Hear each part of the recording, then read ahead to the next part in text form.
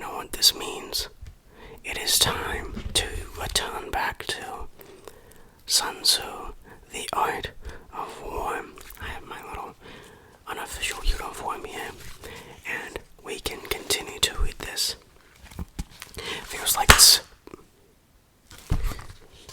It feels like it's been less than a month. Doesn't feel too long since we last read this, but it has been over a month by now. We left off reading chapter 8, and now we are reading chapter 9. The Army on the March. Sun Tzu said, "We come now to the question of encamping the army and observing the signs of the enemy, pass quickly over mountains, and keep in neighborhood alleys. Camp in high places facing the sun. Do not climb heights in order to fight. So much for mountain warfare. After crossing a river, you should get far away from it. When invading force crosses a river in its onward march, do not advance to meet it in midstream. It will be best to let half the army get across and then deliver your attack. If you are anxious to fight, you should not go to meet the invader near a river which he has to cross. Moor your craft higher up than the enemy and facing the sun. Do not move upstream to meet the enemy. So much for river warfare. In crossing salt marshes, your sole concern should be to get over them quickly without any delay. If forced to fight in a salt marsh, you should have water and grass near you and get your back to a clump of trees. So much for operations in salt marshes.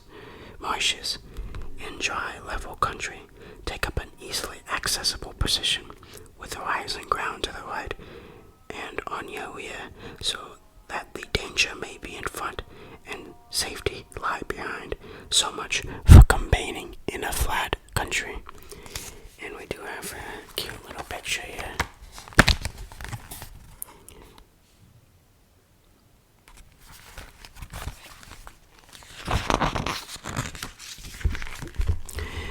These are the 4 useful branches of military knowledge which enabled the Yellow Emperor to vanquish 4 other sovereigns.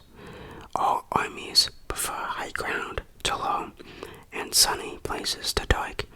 If you are careful of your men and camp on hard ground, the army will be free from disease of every kind, and this will spell victory.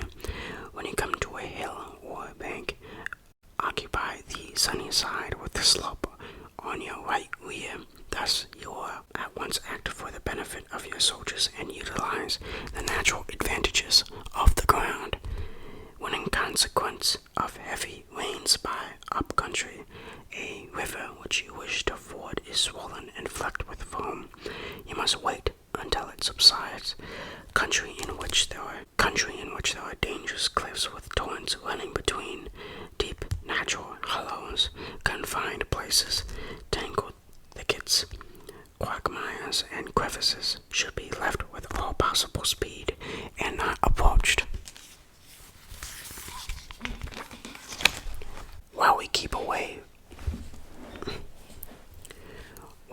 away from such places, we should get the enemy to approach them. While we face them, we should let the enemy have them on his rear. If the neighborhood of your camp there should be in hilly country, pounds surrounded by aquatic grass, hollow basins filled with seeds, or woods with thick undergrowth, they must be carefully rooted out and searched, for these are places where men in ambush or insidious spies are likely to be lurking. When the enemy is close at hand and remains quiet, he is relying on the natural strength of his position. When he keeps aloof and tries to provoke a battle, he is anxious for the other side to advance. If his place of encampment is of easy access, he is tendering a bait. Movement against the trees of the forest show that enemy is advancing. The appearance of number of screens in the midst of thick grass This means that the enemy wants you to make us suspicious.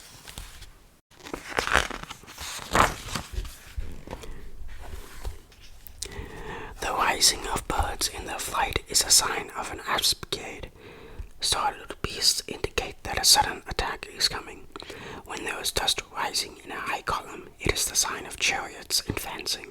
When the dust is low but spread over a wide area, it betokens the approach of infantry. When it branches out in different directions, it shows that parties have been sent to collect firewood. A few clouds of dust moving to and fro signify the army is encamping. Humble words and increased preparations are a sign that the enemy is about to advance. Violent language and driving forward as if to attack are signs that he will retreat.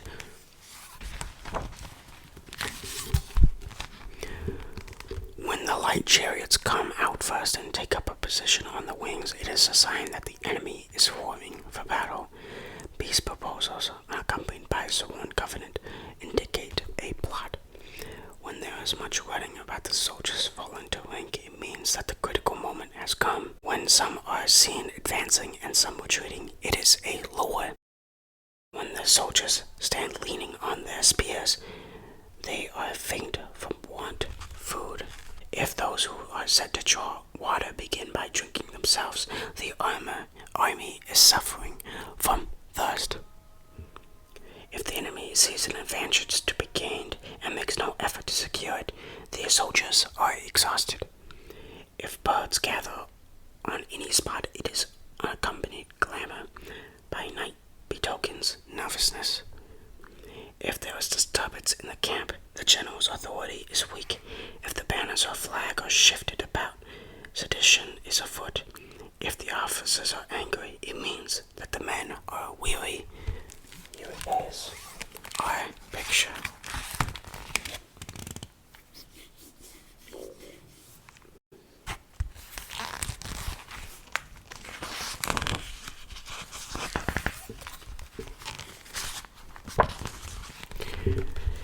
When an army feeds its horses with grain and kills its cattle for food, and when the men do not hang their cooking pots over the campfires, showing that they will not return to their tents, you may know that they are determined to fight to the death. The sight of men whispering together in small knots or speaking in subdued tones points to disaffection amongst the rank and file. Too frequent rewards signify that the enemy is at the end of his resources. Too many punishments betray a condition of dire distress. To begin by bluster, but afterwards to take fright at the enemy's numbers, shows a supreme lack of intelligence. When envoys are sent with compliments to their months, it is a sign that the enemy wishes for a truce. If the enemy's troops march up angrily and remain facing ours for a long time without either joining battle or taking themselves off again, their situation is the one that demands great vigilance and circumspection.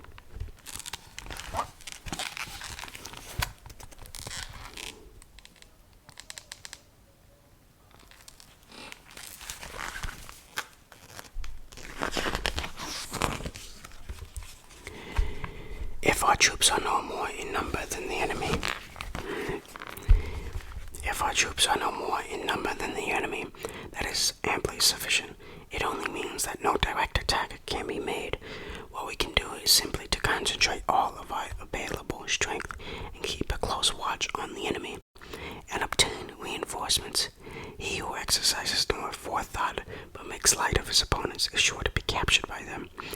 If soldiers are punished before they have grown attached to you, they will not prove submissive, and unless submissive, they will be practically useless. If, when the soldiers have become attached to you, punishments are not enforced, they will still be useless. Therefore, soldiers must be treated in the first instance with humanity, but kept under control by means of iron discipline. This is certain to the road of victory. If in training soldiers' commands are inhabitably enforced, then the army will be well disciplined. If not, its discipline will be bad. a general shows confidence in his men, but always insists on his orders being obeyed, the gain will be mutual.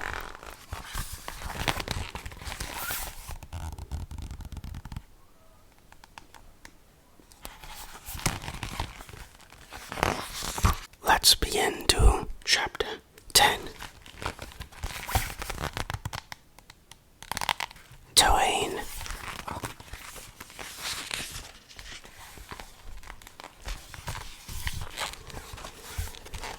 Sun Tzu said, "We may distinguish 6 kinds of terrain, to wit, accessible ground, entangling ground, temporizing ground, narrow passes, heights, positions at great distance from the enemy.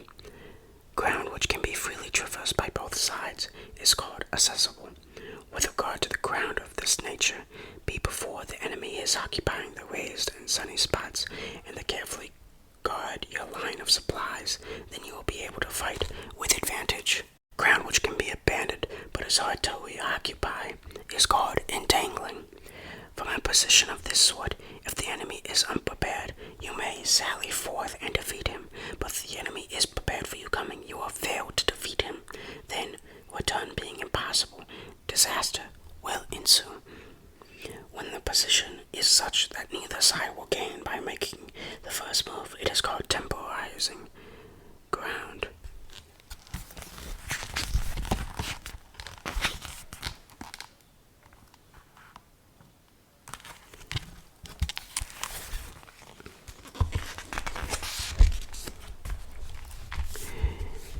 In a position of this sort, even though the enemy should offer as an attractive bait, it will be advisable not to stir forth, but rather to retreat, thus enticing the enemy in his turn. Then, when part of his army has come out, we may deliver or attack with advantage. With regard to narrow passes, it can occupy them first, let them be strongly garrisoned, and wait the advent of the enemy. Should the army forestall you in occupying a pass, do not go after him in the pass if the pass is fully garrisoned, but only if it's weakened. With regard to heights, if you are beforehand with your adversary, you should occupy the raised and sunny spots, and there wait for him to come up.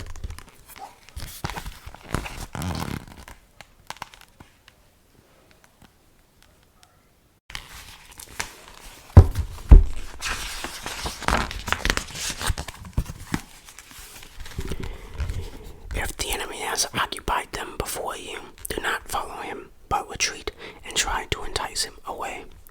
If you are situated at a great distance from the enemy, and the strength of 2 armies is equal, it is not easy to provoke a battle, and fighting will be your disadvantage.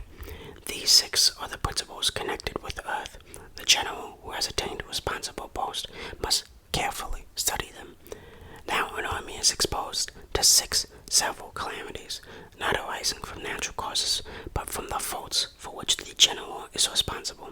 These are: number 1, flight; number 2, insubordination; number 3, collapse; number 4, ruin; number 5, disorganization; number 6, rout.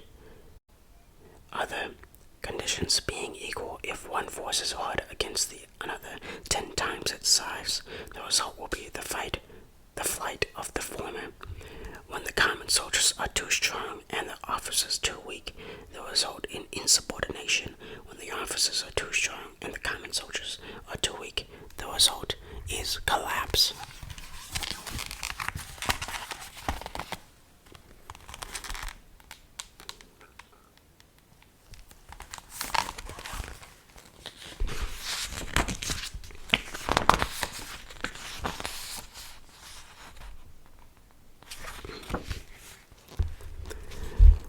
When the officers are angry and insubordinate, and on the meeting the enemy give battle on their own account from feeling of resentment, before the commander-in-chief can tell whether or not he is in the position to fight, the result is ruin. When the general is weak and without authority, when his orders are not clear and distinct, when there are no fixed duties assigned to officers and men, and the ranks are formed in slovenly, haphazard manner, the result is utter disorganization. organization. When a general unable to estimate the army's strength allows an inferior force to engage a larger one, or hauls a weak detachment against a powerful one, and neglects to place picked soldiers in front of rank, the result must be rude. These are the 6 ways of quartering defeat, which must be carefully noted by the general who has attained a responsible post. The natural formation of the country is the soldier's best ally, but a power of estimating the adversary, of controlling the forces of victory, and shrewdly calculating difficulties, dangers, and distances constitutes the test of the great general. He who knows these things and in fighting puts his knowledge into practice will win his battles. He who knows them not, nor practices them, will surely be defeated. In fighting is sure to result in victory, then you must fight even though the ruler forbid it. If fighting will not result in victory, then you must not fight even at the ruler's bidding. The general who advances without coveting fame and retreats without fearing disgrace, whose only thought is to protect his country and do good service for his sovereign, is the jewel of the kingdom. Regard your soldiers as your children, and they will follow you into the deepest valleys. Look upon them as your own beloved sons, and they will stand by you unto death. If, however, you are indulgent, but unable to make your authority felt, kind-hearted, but unable to enforce your commands, and incapable, moreover, of quelling disorder, then your soldiers must be likened to spoiled children. They are useless for any practical purpose. I take great offense up that, by the way.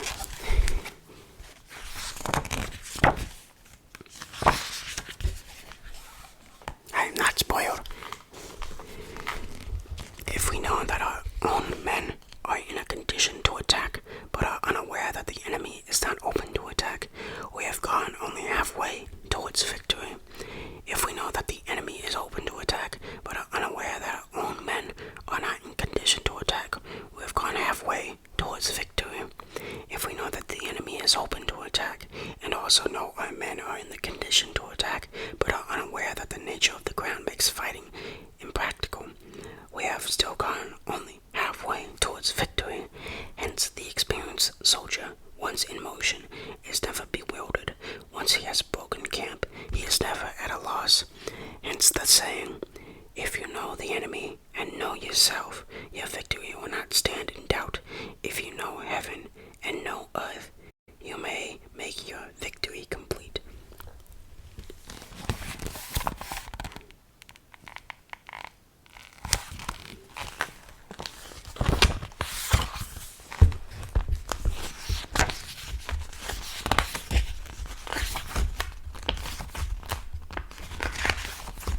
Let's do chapter 11. It is quite long, so. The 9 situations.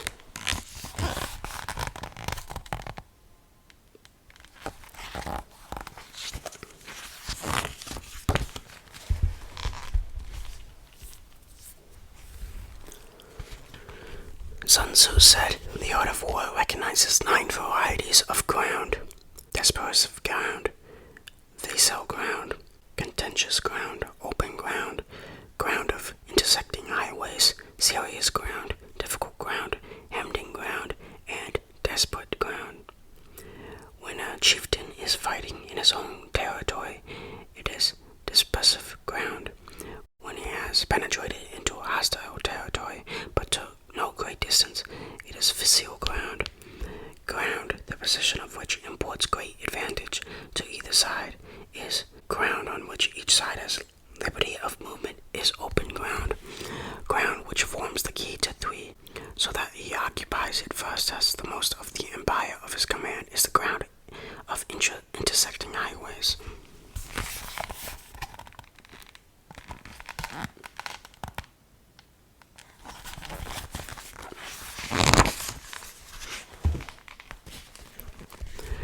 When an army has penetrated into the heart of a hostile country, leaving a number of fortified cities in its rear, it is serious ground.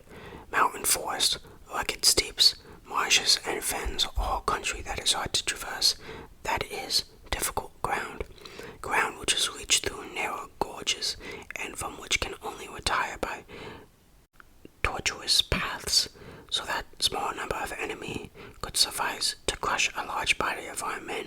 This is hemmed-in ground, ground on which we can only be saved from destruction by fighting without delay, is desperate ground. On dispersive ground, therefore, fight not. On facile ground, hold not. On contagious ground, attack not. On open ground, do not try to block the enemy's way. On the ground of intersecting highways, join hands with your allies. On serious ground, gather in plunder. In difficult ground, keep steadily on the march. On hemmed-in ground, resort to stratagem. On desperate ground, fight. Those who were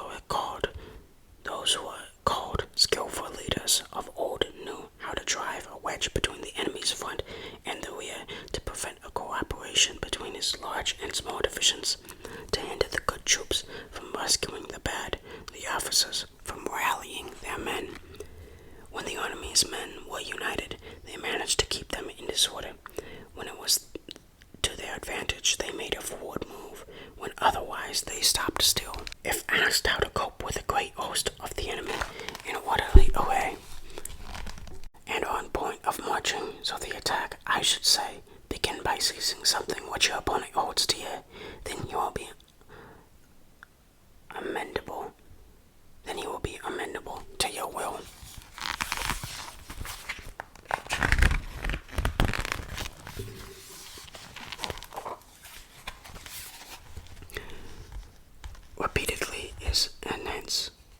Rapidly is the essence of war.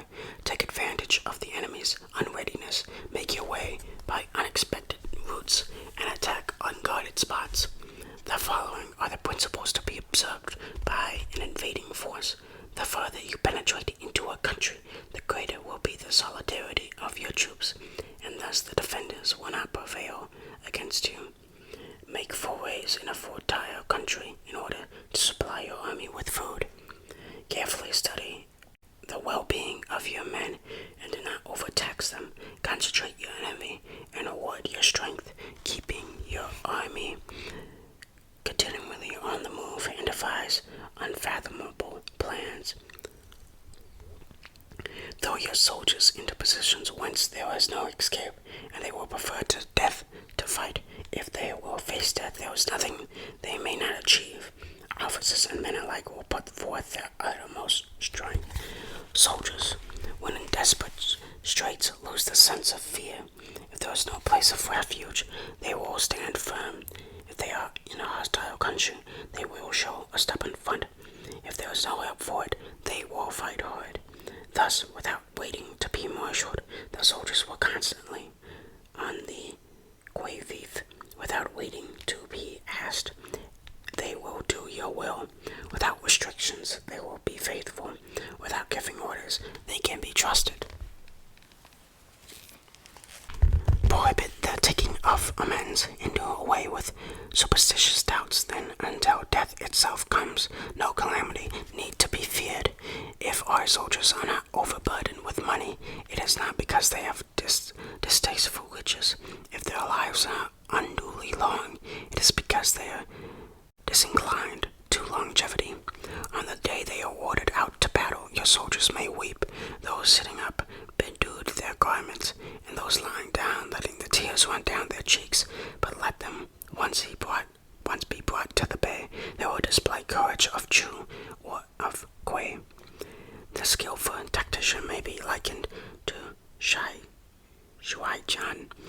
Now, the Shuai-Jan is a snake that is found in the Jiang Mountains. Strike at its head, and you will be attacked by its tail. Strike at its tail, and you will be attacked by its head. Strike at its middle, and you will be attacked by head and both tail. Asked if an army can be made to imitate the Shuai-Jan, I should answer yes, for the men of Wu and the men of Ye are enemies. Yet if they are crossing a river in the same boat and are caught by a storm, they will come to each other's assistance. Just the left hand helps the right.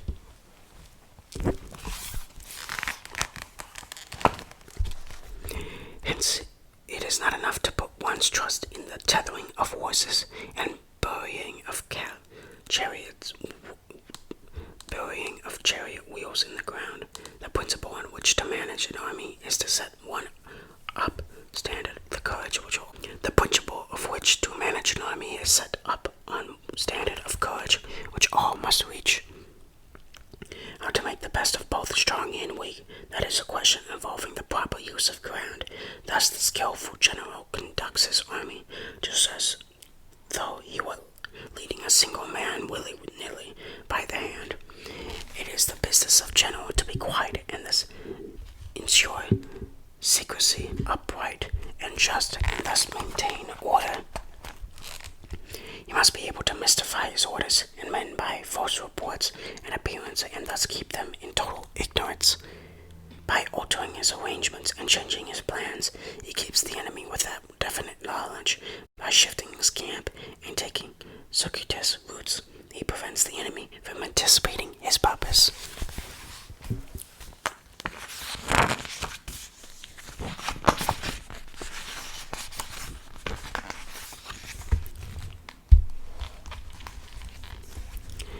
At the critical moment, the leader of an army acts like one who has climbed up a height and then kicks away the ladder behind him.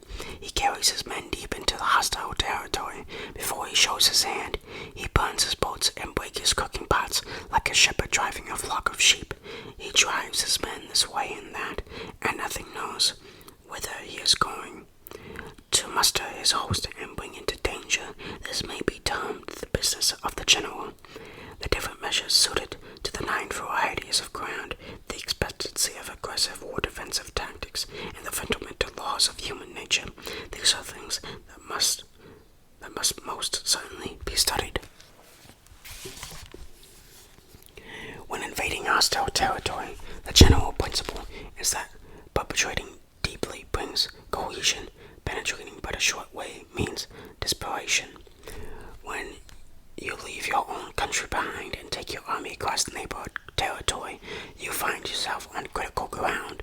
When there are means of communication on all 4 sides, the ground is on intersecting highways. When you penetrate deeply into a country, it is serious ground. When you penetrate but a little way, it is facile ground. When you have the enemy's strongholds in your rear and narrow passes in the front, it is hemmed-in ground. When there is no place of refuge at all, it is desperate ground. Therefore, a desperate ground would inspire my men with unity of purpose. On facile ground, I would see that there is a close connection between all parts of my army. On contagious ground, I would hurry up my rear. On open ground, I would keep a vigilant eye on all my defenses. On ground of intersecting highways, I would consolidate my alliances.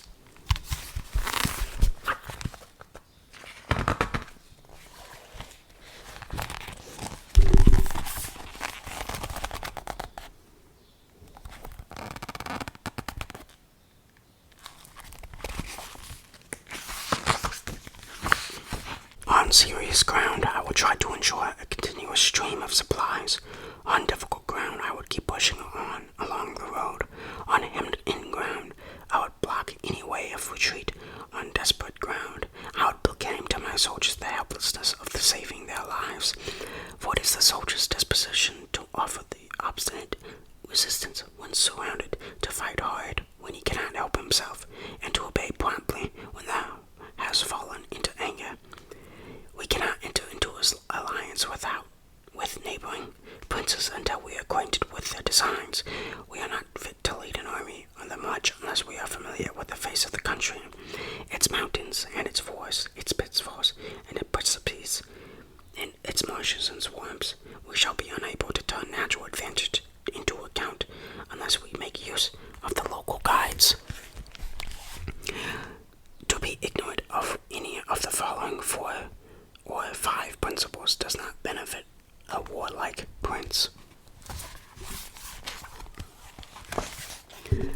When a warlike prince attacks a powerful state, his generalship shows itself in preventing the concentration of enemy forces. He overhauls his opponents, and their allies are prevented from joining them.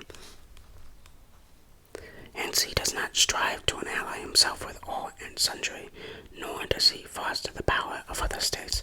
He carries out his own secret designs, keeping his antagonists in awe. Thus, he is able to capture their cities and overthrow their kingdoms, bestow rewards without regard to rule, issue orders without regard to previous arrangements, and he will be able to handle a whole army as though you had to do with the best but one single man.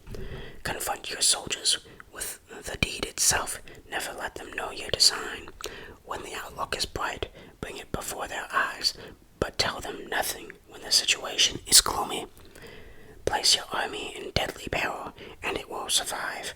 Plunge it into desperate straits, and it will come off in safety. For it is precisely when a force has fallen into harm's way that is capable of striking the blow for victory. Success in warfare is gained by carefully accommodating ourselves to the enemy's purpose.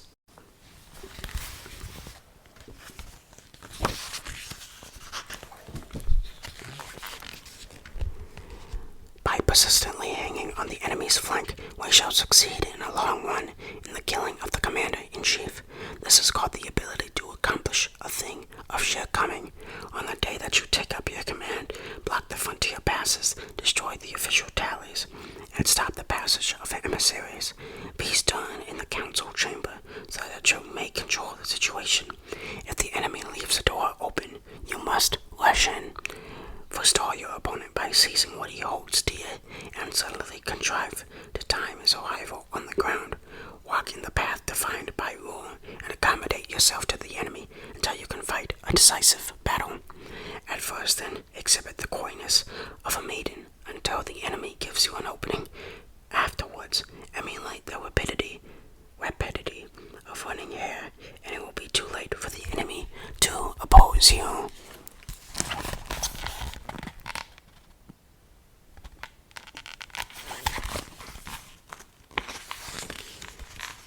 That is where we will end off. Our next